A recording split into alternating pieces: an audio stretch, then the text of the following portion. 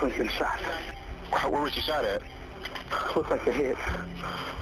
Did you see who did it? I don't know. I can't go in there.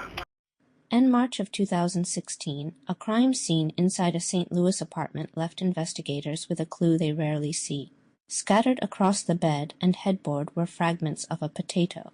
Detectives would later determine the potato had likely been used as a makeshift suppressor on a gun, an attempt to silence the sound of a shot fired in the middle of the night. That strange detail would eventually lead investigators to uncover a carefully planned murder-for-hire plot. At the center of the case was Jocelyn Dolores Peters, a 30-year-old third-grade teacher at Horace Mann Elementary School.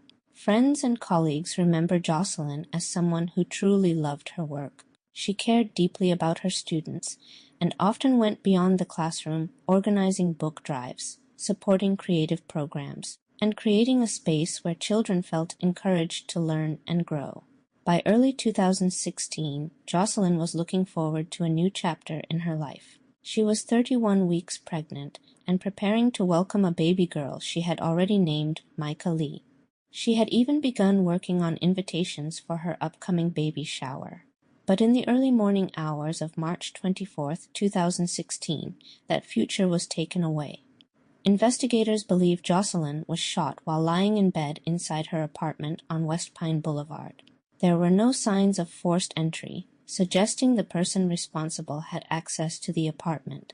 As detectives began looking for answers, attention soon turned to someone close to her boyfriend Cornelius Green, a middle school principal and the father of her unborn child.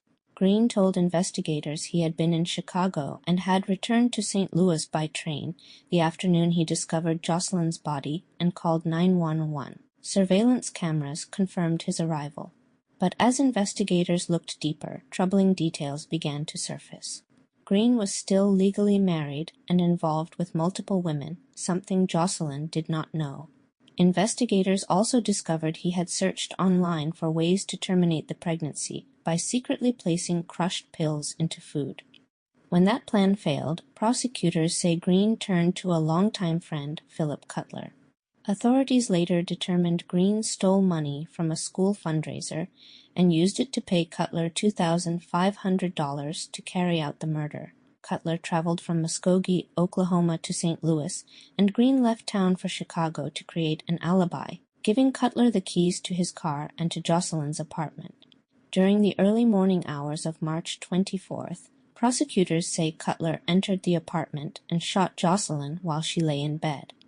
Later that night, when police questioned Cutler, his behavior raised immediate suspicion.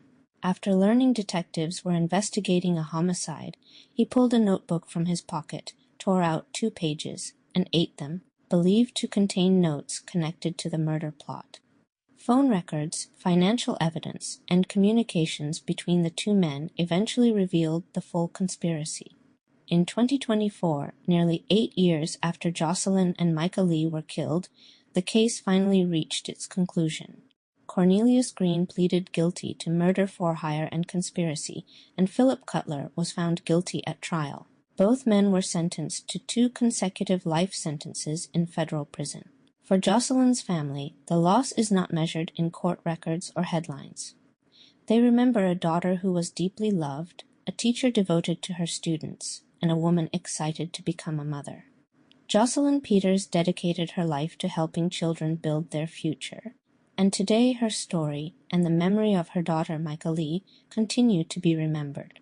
This is Case and Cues with Carrie.